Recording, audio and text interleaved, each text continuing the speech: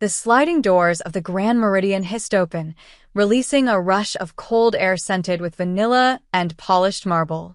I stepped inside, clutching my faded duffel bag, a bag I'd carried through college, job interviews, and too many bus rides to count. My sister, Hannah, stood in the center of the lobby, perfectly styled in her designer dress, chatting with her friends like she owned the place. Before we begin, drop a comment and tell us where are you from and from which city you're watching our videos. And after watching the whole video, don't forget to tell us what would you do in this situation. Be honest, tell me in the comments below. We read every comment. Let's begin. The second she spotted me, her smile froze. "Oh no," she muttered loud enough for everyone to hear. "You actually came." Her friends turned. The laughter that followed was sharp and cruel, slicing through the hum of piano music. I kept walking, ignoring the way her friend Melissa covered her mouth to hide a smirk. "Hannah," I said, trying to sound calm. "Mom said dinner's at 8. Hannah glanced at my scuffed sneakers, then my old duffel. "Dinner's on the rooftop, Emma. You need a reservation to even breathe up there." She tilted her head with a mocking smile. "They don't let delivery girls pass the lobby." Her friends erupted in laughter again. I felt my throat tighten, my chest burn. "I'm not here to prove anything," I managed to say. "I'm just here for Mom." But Hannah wasn't done. She reached out, grabbed my duffel, and tossed it aside. The sound of it hitting the marble echoed through the hall. "You can't afford anything here, Emma. Just go home before you embarrass yourself." For a moment, I actually turned toward the exit. The weight of humiliation pressed against my back, every pair of eyes in that lobby judging me. But before I could take another step, a deep voice called out, firm, urgent. "Miss Parker?" I turned. The hotel manager was striding across the marble floor, his expression stunned and apologetic. "I am so sorry for the confusion," he said, stopping right in front of me. "We've been expecting you. Your penthouse suite is ready. The staff has been briefed to prepare everything according to your preferences." The laughter died instantly. You could hear a pin drop. Hannah blinked, her painted smile collapsing. "Penthouse what?"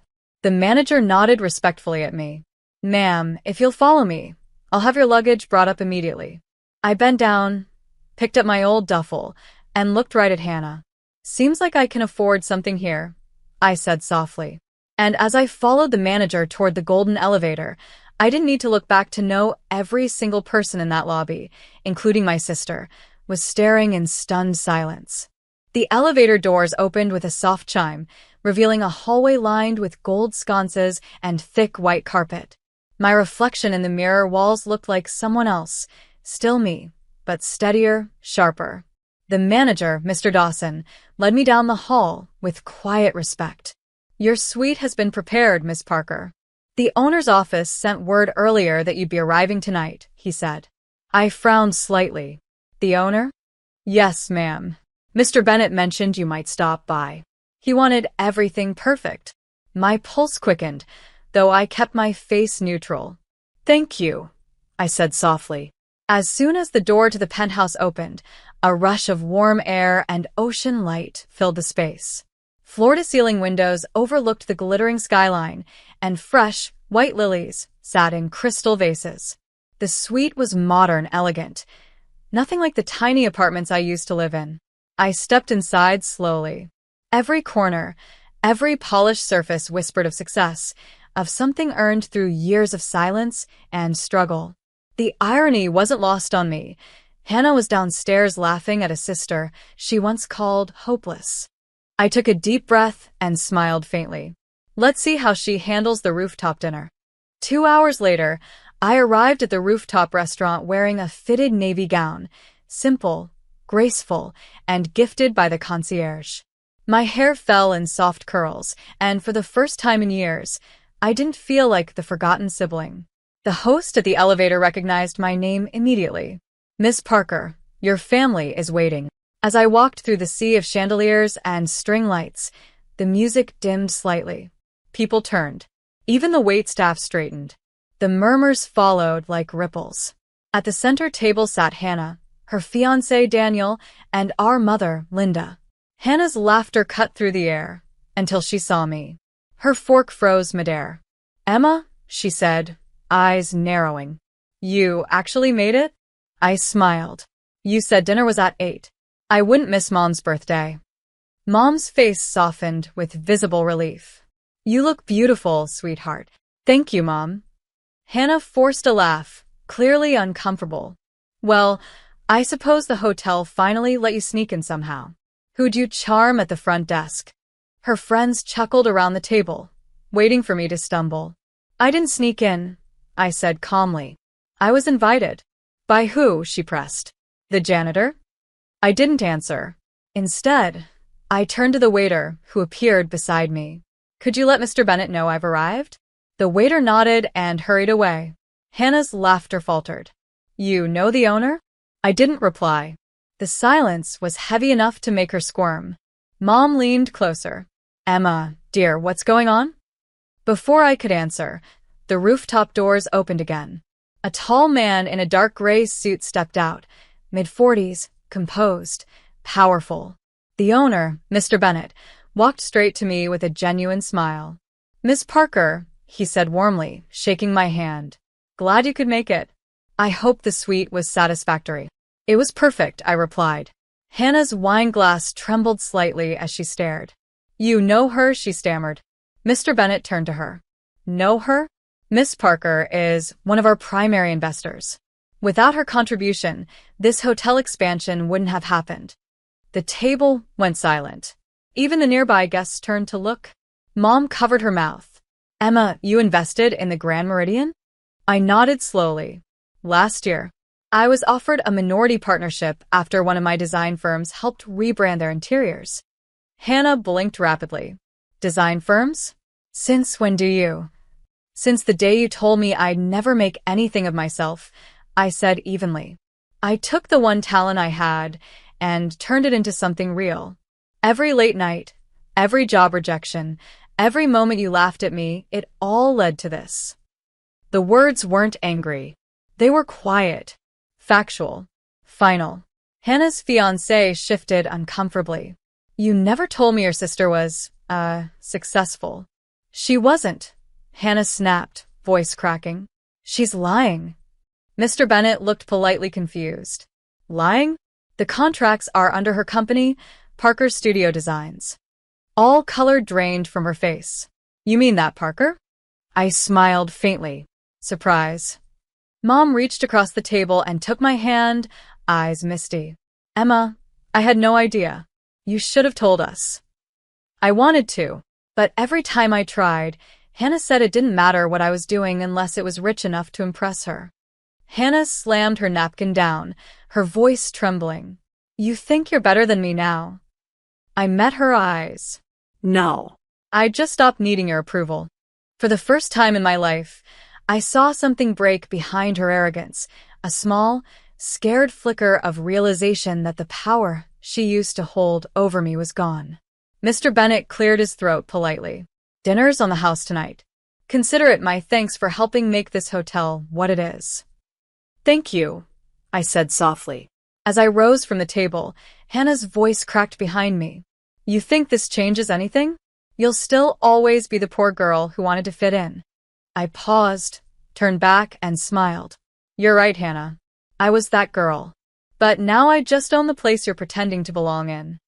Her expression froze, her hand tightening around the tablecloth as I walked away, calm, steady, unshaken.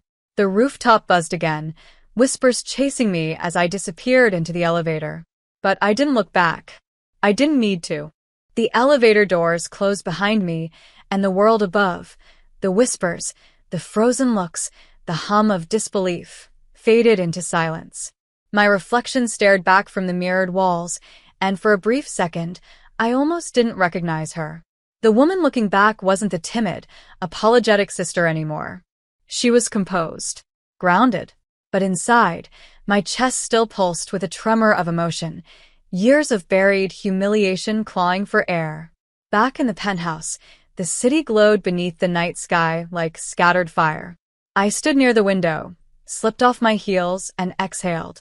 For years, Hannah's voice had echoed in my head, mocking, belittling, reminding me that I wasn't good enough. But tonight, that echo had finally gone silent. My phone buzzed on the counter. Hannah. I stared at the name, thumb hovering above the screen. Part of me wanted to ignore it, but curiosity won. Emma, she said, voice shaky the moment I answered. We need to talk. I think everything's already been said. Her sigh came through the line. Please. I'm downstairs. I hesitated, then said quietly, Fine. When I stepped out of the elevator and into the quiet hotel lounge, Hannah was there. No makeup now, her red dress slightly wrinkled, her eyes red. She looked small, almost fragile, sitting by the fountain. I didn't come here to fight, I said, folding my arms. I know. Her voice cracked. I just didn't know how to face you. Silence stretched between us. The distant sound of soft jazz filled the space. I didn't mean to humiliate you earlier, she continued. It's just you always acted like you were fine being invisible. I thought you'd never change.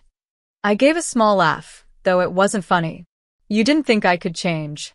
You liked having me beneath you, didn't you? It made you feel taller. Her eyes watered. That's not fair. It's completely fair, I replied quietly. You pushed me out of everything, family trips, holidays, even Mom's birthday planning. You made me believe I was nothing. And you enjoyed it. She shook her head. I was jealous, Emma.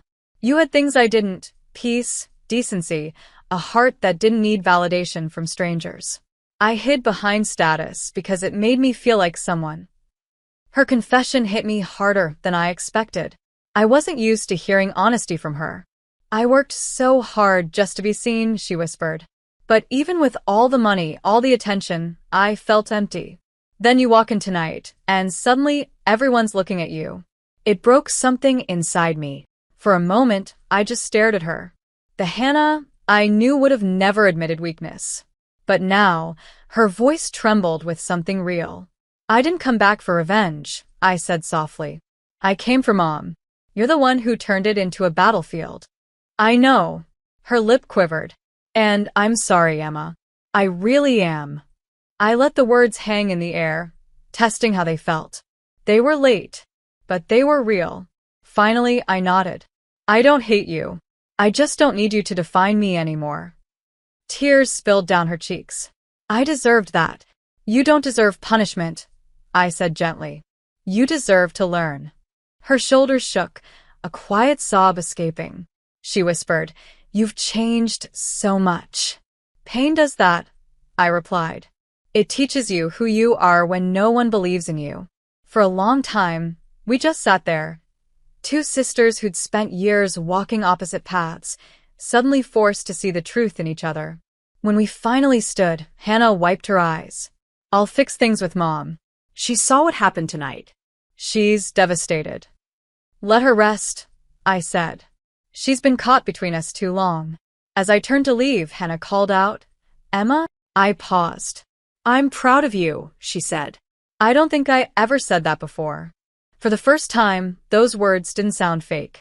I smiled faintly. Thank you.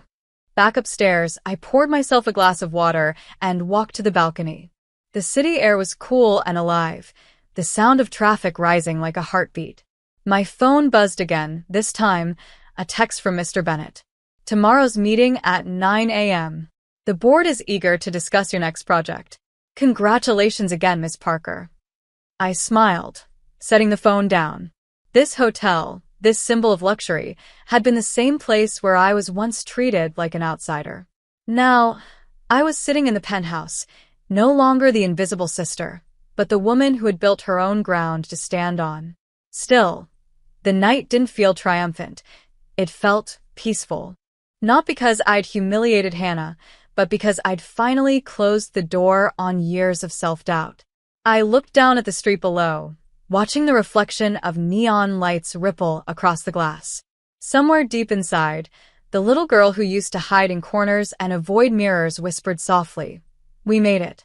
My eyes stung and I let them. Redemption didn't roar. It breathed quietly, like relief. And as the city hummed beneath me, I realized this wasn't about wealth or revenge anymore. It was about finally coming home to myself. Morning sunlight streamed through the tall windows, spilling gold across the marble floors of the penthouse. I hadn't slept much, but I didn't need to. There was a calm inside me I hadn't felt in years, a quiet kind of victory that didn't need an audience. The doorbell chimed. When I opened it, a hotel attendant stood there holding an envelope. "This was left at the front desk for you, Miss Parker," he said politely. "Thank you." The envelope was sealed with elegant handwriting I recognized instantly, Mom's. I sat by the window and opened it carefully. "My dear Emma, I couldn't sleep last night. I saw everything that happened. I saw how Hannah looked at you when the truth came out, and I saw how you handled it. With grace, not pride. I'm proud of you, sweetheart. Not for the money, not for the success, but for the way you never let bitterness destroy your heart. Your father would have been proud too. Love, Mom." I pressed the letter against my chest, blinking back tears. For years, I had fought to be seen, not realizing that the only validation that mattered was this quiet acknowledgement from the person who knew the whole journey. My phone buzzed again, this time a message from Hannah. "Heading home. I'll visit Mom later. I'll try to do better." No excuses. No sarcasm. Just raw honesty. That alone was enough. I stepped onto the balcony, the cool air brushing against my hair. Down below, taxis honked, and people hurried along the sidewalks, living, moving, trying. Just like I once did. It hit me how strange life could be. The same city that once felt too big, too cruel, was now the place that held everything I'd built. And the same sister, who once tore me down, had unknowingly helped me find the strength to rise. A knock interrupted my thoughts. When I turned, Mr. Bennett stood by the doorway, holding a folder. "Morning, Miss Parker," he greeted with a warm smile. "Just wanted to go over the contract before the board meeting." "Of course," I said, motioning him in. As we discussed details, he looked around the suite. "You know," he said thoughtfully, "most people who reach your level come here demanding recognition. You didn't. You just let your work speak for you." I smiled. When you've spent half your life being underestimated, silence becomes your best ally. He nodded approvingly. "That's rare." When he left, I stood by the window once more, the city stretching endlessly below. My reflection caught the faintest curve of a smile, not the proud kind, but the kind that comes after survival. I picked up my old duffel bag from the corner, the same one Hannah had tossed aside the night before. I ran my fingers over its worn fabric. It didn't look like much, but it had carried my entire story, my failures, my resilience, my dreams. I couldn't throw it away. Instead, I zipped it shut and placed it neatly inside the wardrobe, a reminder of where I came from. Later that evening, I met Mom downstairs for tea.